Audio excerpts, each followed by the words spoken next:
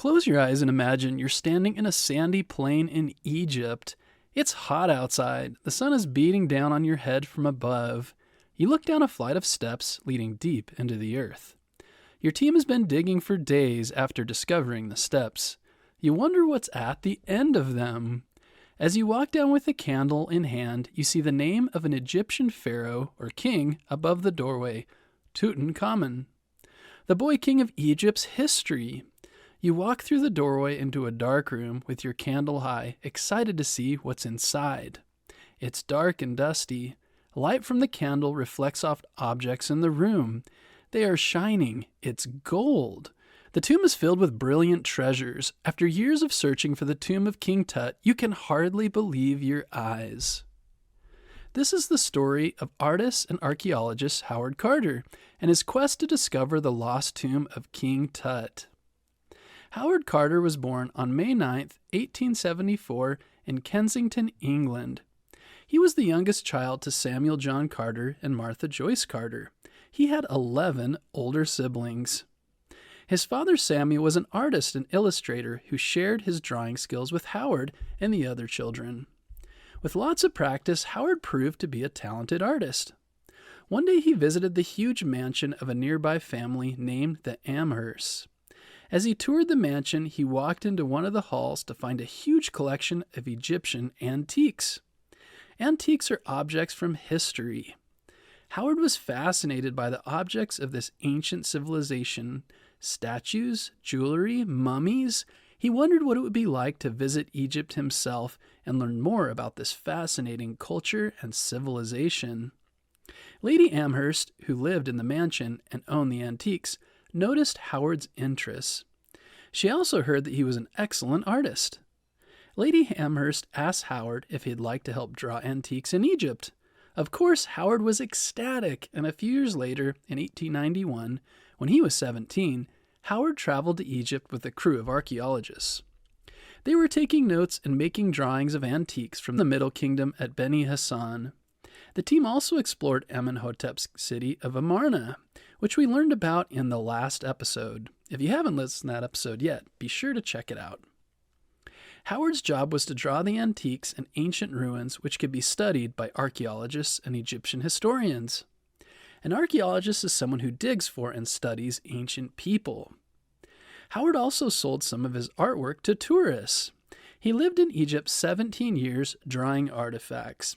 As you can imagine, he got very good and learned a lot about the Egyptian culture. While in Egypt, Howard was fascinated by the pyramids and tombs. He hoped he'd find a tomb that hadn't been looted by grave robbers yet. Sadly, most of them already had been. Even tourists were part of the grave robbing. They'd climb into tombs without permission and take objects and sometimes sell what they'd found, including the mummies. Howard believed there had to be tombs that were still untouched by human hands and hoped he might find one. Howard and the other archaeologists knew there had been a king named Tutankhamun, but they didn't know whether his tomb had been discovered yet. They had found small items, cups, a jar, a piece of cloth with his name on it, but that was all.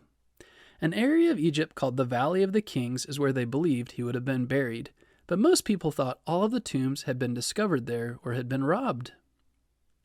In 1917, Howard Carter and Lord Carnarvon decided to search the Valley of the Kings for Tut's tomb. Lord Carnarvon was wealthy and British and was interested in Egyptian archaeology just like Howard. He also had money to hire people to do the digging that was required to find a tomb. They started digging all over in the sand in the Valley of the Kings. They did this for many years with no luck.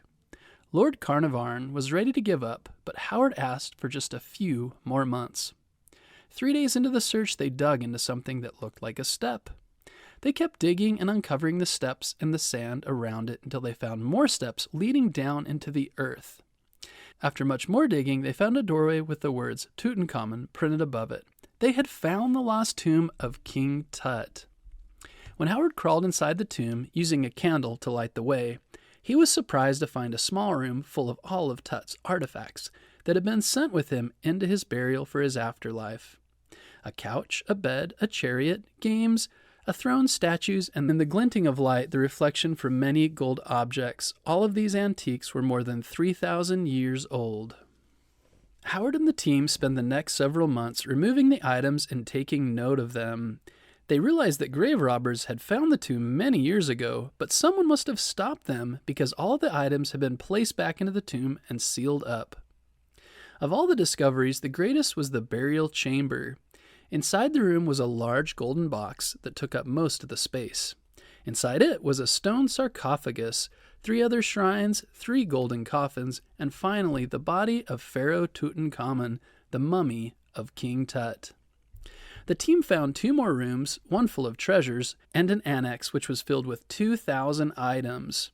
For the next 10 years, the team continued to remove and make note of all of the items, which helped them to learn much about Egypt and the life of King Tut. One reason King Tut's tomb has become so popular is because it was the most preserved tomb ever found. This means it looked much like it did 3,000 years ago, and most of the items were safe and hadn't been stolen or damaged. After all the items were removed, many of them were moved to the Egyptian Museum in Cairo. Later, some of the most beautiful items, including King Tut's golden mask, were put on a tour around the world for millions to see. Visitors looked through the glass cases in awe at the golden antiques and the beautiful mask of the boy king. When the treasures toured the United States in the 1920s, popular songs were written about Tutankhamen, and the president, Herbert Hoover, even named his dog King Tut after the world-famous pharaoh. Today, Tutankhamun's body and many gold treasures rest in the Great Egyptian Museum in Cairo. Would you like to see them someday? I know I would. If you'd like to learn more about King Tut, be sure to look up some videos about his life and his discoveries by Howard Carter. We also did an episode about Egypt, King Tut, and also one about the pyramids, which you should be sure to check out. Thanks to Howard's curiosity, we are now able to appreciate the treasures of King Tut. Think about the importance of being curious and of perseverance. Perseverance means sticking with something even when it's tough. Think about what would have happened if they'd given up instead of just trying a few more months. Think about how you can stick with hard things in your own life, just like Howard Carter.